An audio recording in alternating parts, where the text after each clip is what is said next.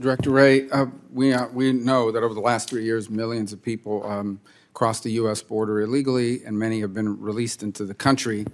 Have members or people with ties to dangerous gangs, like, for example, the prison gang Tren de Aragua from Venezuela, were they among the people that came into this country? I don't know that I can speak to the specific gang, but certainly we have had dangerous individuals enter the United States of a variety of sorts. Are we seeing crimes from people that entered the country over the last 3 years, some of them with ties to gangs or other criminal organizations? Well, I guess what I would say is this. From an FBI perspective, we are seeing a wide array of very dangerous threats that emanate from the border, and that includes everything from the drug trafficking. The FBI alone seized enough fentanyl in the last 2 years to kill. Over the last 3 years, the United States has experienced a dramatic increase in illegal border crossings. This influx has raised significant national security concerns, particularly because some individuals entering the country are not just migrants seeking better opportunities, but people with known criminal backgrounds and affiliations with violent gangs. FBI Director Christopher Wray has acknowledged this troubling reality, emphasizing that the federal government is aware of and monitoring the presence of dangerous individuals who have crossed into the United States. While not every illegal immigrant poses a threat, the presence of even a small number of individuals with ties to criminal networks has far-reaching implications for public safety and law enforcement operations across the country. The concern centers around individuals affiliated with gangs such as Tren de Aragua, a violent prison gang that originated in Venezuela. This gang is known for its involvement in extortion, kidnapping, drug trafficking, and murder in its home country, and its influence has extended far beyond Venezuelan borders.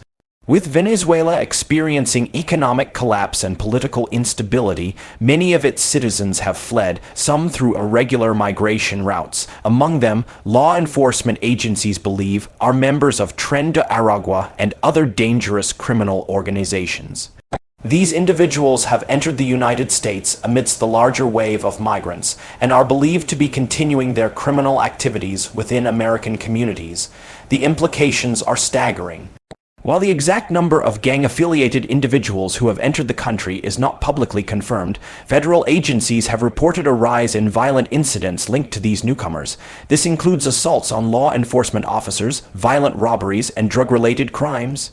In New York, for example, there have been cases where individuals arrested for assaulting police officers were found to have connections to foreign gangs. These are not isolated incidents, but part of a larger pattern that is causing alarm among local and federal law enforcement officials.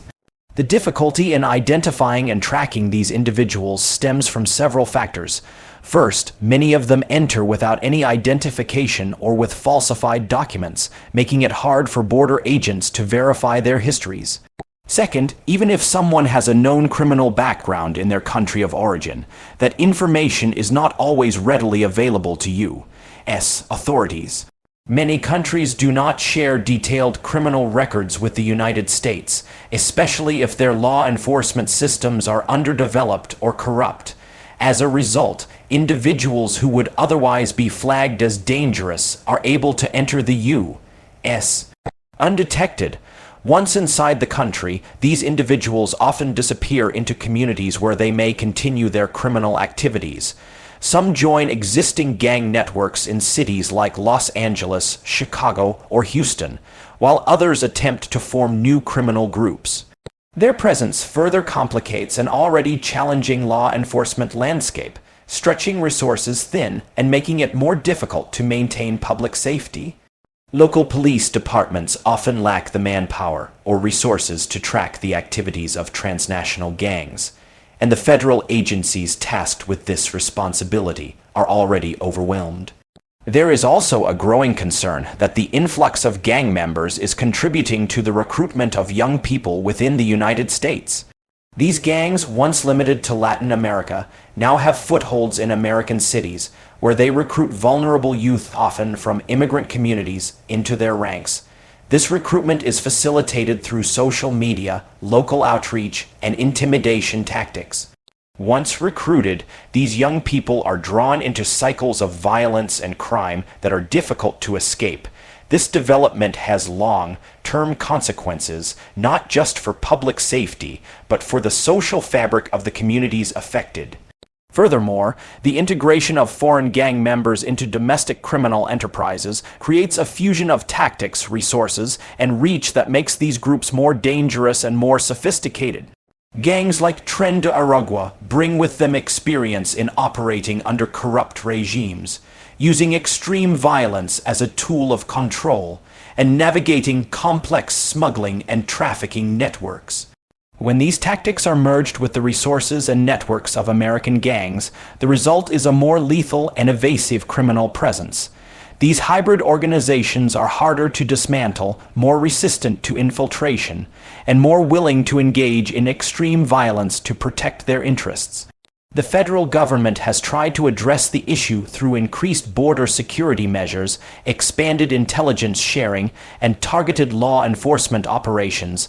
However, these efforts are reactive rather than preventative.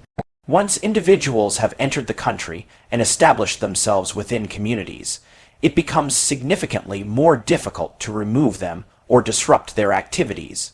Immigration and Customs Enforcement, I see, faces legal and logistical hurdles in apprehending and deporting individuals, especially if they have not yet committed crimes on U.S. soil. Meanwhile, local communities bear the brunt of the consequences, experiencing rising crime rates and a growing sense of insecurity. Public concern over this issue is also intensifying political debates around immigration policy.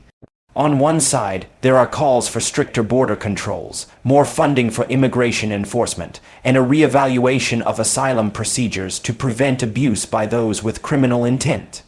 On the other side, critics argue that such measures could lead to the violation of civil rights and the unjust treatment of legitimate asylum seekers. What is clear, however, is that the current system has vulnerabilities that are being exploited by those who wish to do harm. Lawmakers and law enforcement officials are beginning to acknowledge that this is not just a border issue. It is a nationwide challenge with implications for national security, public safety, and community well-being. The presence of gang-affiliated individuals in the United States is a reminder that immigration enforcement must be coupled with effective intelligence gathering and interagency coordination. It also underscores the need for international cooperation to track and monitor individuals with known criminal backgrounds before they reach U.S. borders. As the debate continues, the stakes remain high. Communities across the country are facing the real-world consequences of these policy gaps, and the longer it takes to address them, the more embedded and dangerous these criminal elements may become. It is no longer enough to focus on numbers or statistics. The U.S. must confront the human cost of allowing dangerous individuals to enter unchecked and take serious, coordinated action to ensure the safety and security of its citizens. To kill 270 million people. That's just on the fentanyl side. An awful lot of the violent crime in the United States is at the hands of gangs who are themselves involved in the distribution of that fentanyl. But you're also seeing and tracking local law enforcement arresting and for example, the assault on the police officers in New York, all the reporting said they had ties to this gang in particular. But there's no doubt that people that were criminals in their country of origin have crossed that border and are now in the U.S. committing crimes. Correct. Is there now a black market emerging to sell? We've seen reports of a black market emerging, selling fake Social Security cards, fake green cards. Have you seen reporting on that? The rise of a black market centered around fake identities in the United States is becoming a deeply alarming issue. With the increase in illegal immigration and the challenges surrounding the verification of individuals entering the country, there has been a parallel boom in underground networks selling counterfeit documents. These range from fake Social Security cards and green cards to driver's licenses, birth certificates, and even work permits. The demand for these falsified documents is fueled not only by people looking to blend into society, but also by criminals seeking to evade detection, commit fraud, and facilitate illegal operations. This black market is not limited to obscure hard each corners of society. It is widespread, operating both on the street level and within the depths of the internet, particularly on the dark web. At street level, forged identification documents can often be purchased in certain urban areas where underground sellers target vulnerable individuals who have recently arrived in the country. These sellers operate with remarkable efficiency and organization, often using word-of-mouth networks and informal communication systems to spread their services. It's not unusual for new immigrants to be offered fake documents within days of arriving, especially if they express a need for employment or housing. The process is disturbingly simple. A buyer provides basic information, often just a name and a preferred social security number, and the forger delivers a realistic-looking document that could pass casual inspection. In some cases, the IDs are so sophisticated that they can even fool low-level background checks or be used to open bank accounts, apply for credit cards, or gain access to government services. More dangerous still, these fake documents are often used to commit fraud or crimes under a false identity, making it exceedingly difficult for law enforcement to trace those responsible. Beyond street-level operations, the dark web has become a hub for the distribution of stolen and fake identities. Entire marketplaces have emerged where buyers can browse through catalogs of stolen data, including full identity kits, complete with names, social security numbers, addresses, and even bank details. These are often obtained through massive data breaches, phishing scams, or cyber attacks. Once in the hands of black market vendors, these identities are packaged and sold to the highest bidder. In this realm, anonymity is maintained through cryptocurrency transactions and encrypted communication, making it almost impossible for authorities to track the sellers or buyers. What makes this trend even more dangerous is how it intersects with other forms of crime. Identity fraud is often a gateway to larger criminal enterprises. Individuals who obtain fake social security cards may use them to apply for jobs illegally, but others may exploit the documents to commit tax fraud, receive government benefits fraudulently, or engage in financial scams. More sophisticated criminal organizations use these fake identities to create shell companies, launder money, or gain access to restricted locations. In some cases, terrorists and gang members have used counterfeit IDs to travel across the country, hide their true identities, and escape detection. The impact on public safety and national security cannot be overstated. When people can acquire new identities with ease, it undermines the integrity of the entire identification system. It becomes harder for employers, landlords, financial institutions, and even government agencies to verify who they are dealing with. In turn, this erodes trust and creates opportunities for fraud, theft, and violence. In certain cases, criminals have used fake identities to evade arrest warrants or continue committing crimes after being released on bail. Without accurate identification, the criminal justice system struggles to hold offenders accountable. One particularly worrying aspect of this black market is its adaptability. As government agencies improve verification methods, such as adding holograms, QR codes, or chip technology to identification documents, black market forgers quickly evolve to replicate these features. It becomes a constant game of catch-up, with law enforcement always one step behind. Moreover, because many of the fake documents are used by people with no prior criminal record, the initial red flags are often missed.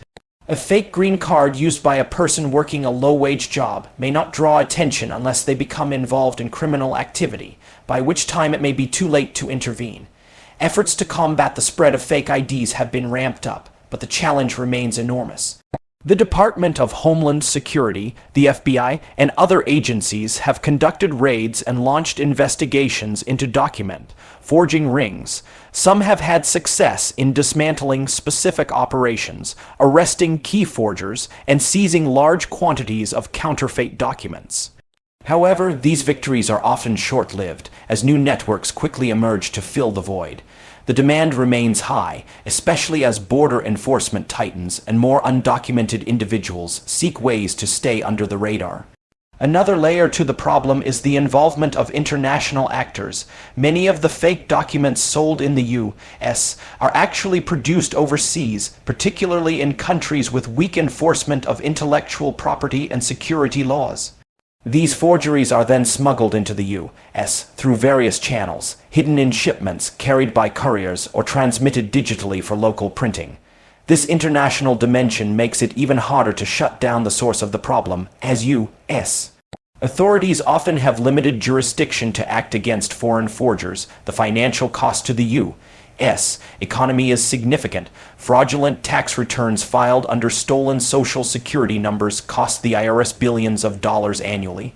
Benefits fraud, such as food stamps, unemployment assistance, or housing subsidies claimed using fake identities, drains resources from programs intended to support genuine recipients. Furthermore, businesses that unknowingly hire undocumented workers using fake IDs risk fines, legal penalties, and reputational damage. Many small businesses lack the tools to verify documents accurately, leaving them vulnerable to both exploitation and enforcement action. The societal impact is equally severe. The existence of a thriving black market for identities creates an underclass of people living in constant fear of exposure. Those using fake IDs often work long hours in dangerous jobs with no legal protection, afraid to report abuse or exploitation. This creates conditions ripe for human trafficking, labor exploitation, and other abuses. At the same time, the availability of false identities enables bad actors to shield themselves from accountability, while innocent people are left dealing with the consequences of identity theft. Solving this issue will require a multi-pronged approach. First, there must be investment in technology to detect and prevent the use of fake documents. This includes better verification tools for employers and government agencies, improved information sharing among law enforcement, and robust cybersecurity to prevent data breaches. Second, there must be harsher penalties for those involved in the creation and distribution of counterfeit documents, both domestically and abroad. Third, immigration policy must be reformed to reduce the demand for fake documents by creating clear, lawful pathways for entry and employment. Finally, international cooperation is essential to disrupt the global supply chain of fake identities. Until these steps are taken with urgency and resolve, the black market for fake identities will continue to thrive, posing a growing threat to public safety, economic stability, and national security. The ease with which someone can assume a false identity in the U.S. is not just a technical loophole. It is a dangerous vulnerability that demands immediate attention. I talked about TikTok in the opening. Just to lay the groundwork here, TikTok is this TikTok US, American company, or headquartered putatively in America, and they have this platform which is fascinating, right? And people, it's very effective, very good, has a lot of members. One of the things that powers it is that it is powered by an algorithm based on artificial intelligence, where the more you use it, the more it learns about you. It, in essence, reads your mind. It knows the kinds of videos you like, and it feeds you more and more of them, causing you to go back. That algorithm is not owned by TikTok. It's owned by ByteDance, a Chinese company, correct? That's my understanding. And so, human smuggling networks have become a global enterprise, evolving into complex, multi-layered operations that span continents. These networks are no longer limited to opportunistic individuals trying to help others cross borders. Instead, many are now run by organized criminal groups with vast resources and reach. Some of the most concerning revelations have come from investigations that show these networks are not just about profit. They are increasingly intertwined with terrorism. The FBI has confirmed the existence of at least one smuggling network where overseas facilitators are tied to ISIS, raising alarm bells about the true scope and risk of these operations. These smugglers are highly sophisticated. They know the geography, the loopholes, and the weak spots in international border systems. They have contacts in different countries to help transport individuals from the Middle East, Central Asia, and other unstable regions, all the way to the U.S. southern border. The journey is long and perilous, often passing through multiple nations, with forged documents and bribed officials used along the way. In many cases, These smugglers charge thousands of dollars per person, with higher fees for individuals who require extra protection or have suspicious backgrounds that might attract scrutiny. The concern from law enforcement is not just that people are crossing borders illegally, but who is helping them and why. When facilitators have connections to terrorist organizations, the question becomes more urgent. Are these individuals simply trying to make money, or are they helping to strategically insert people into the United States for future terrorist activities? The potential for sleeper cells or coordinated attacks is not just theoretical. It is a scenario that counterterrorism units prepare for regularly. If just one smuggled individual has terrorist intent and manages to evade detection, the consequences could be catastrophic. What makes the threat even more difficult to handle is the legal and operational limitations faced by U.S. agencies. Smuggling networks often operate outside the reach of American law enforcement. They are based in countries that may lack the capacity or the will to shut them down. Even when ties to terrorism are identified, intelligence is often sensitive and cannot be shared publicly, which limits how much can be done to alert the broader public. Investigations are ongoing, but these are slow, meticulous processes requiring coordination across borders and agencies. The danger is compounded by the volume of people being smuggled. Amid the thousands of migrants crossing the U.S. border, even a handful with terrorist ties can blend in. Smugglers know this and exploit it. They hide high-risk individuals among families and asylum seekers, making them harder to detect. Without strong intelligence and thorough vetting, dangerous people can and do slip through. This is why the existence of smuggling facilitators with ties to ISIS is not just a disturbing footnote. It's a direct and pressing threat to national security. TikTok, one of the world's most popular social media platforms, appears harmless on the surface, filled with dancing trends, comedy skits, and viral challenges. But beneath its playful interface lies a powerful artificial intelligence algorithm, owned by ByteDance, a Chinese technology company. This ownership structure is not a minor detail. It's at the heart of growing national security concerns in the United States. Because ByteDance is a Chinese company, it is legally bound by Chinese law, which compels private entities to cooperate with the Chinese Communist Party (CCP) upon request. This means that if the Chinese government demands access to user data or control over the algorithm's behavior, ByteDance has no legal way to refuse. What makes TikTok uniquely dangerous is how its algorithm operates. The platform learns user behavior with remarkable precision, tracking every scroll, like, and share. It builds a digital profile for each user, constantly adapting to keep them engaged. In essence, TikTok becomes a custom, curated feed of content that can influence opinions, shape beliefs, and alter moods, all without the user fully realizing what's happening. This AI-powered feedback loop is not just a marketing tool. It's a mechanism of influence, capable of pushing narratives, ideas, or emotional triggers on a massive scale. The troubling part is that the algorithm isn't owned or controlled by a U.S.-based entity. It's operated by ByteDance, which means the CCP has potential influence over what Americans see and how they see it. If the Chinese government were to instruct ByteDance to tweak its algorithm to subtly promote pro-China content or suppress criticism of its policies, the company would be legally required to comply. Likewise, if Beijing wanted to interfere in U.S. elections by promoting videos that favor one political candidate over another, or by feeding misinformation to certain demographics, the algorithm could be weaponized for that purpose. This kind of manipulation wouldn't be easy to detect. Unlike a television broadcast or a newspaper article, TikTok's content is personalized. Every user gets a unique feed, making it difficult to trace patterns or prove coordinated influence.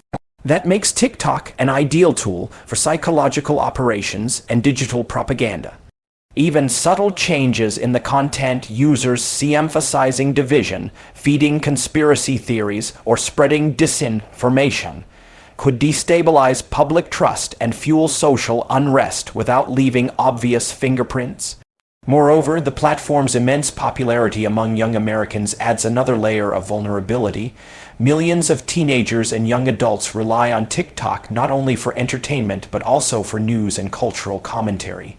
If their views are being shaped by an algorithm that could be influenced by a foreign government, it raises serious concerns about autonomy, information integrity, and the safety of democratic discourse. These risks have led U.S. lawmakers and intelligence officials to warn the public and push for potential restrictions or bans on the platform.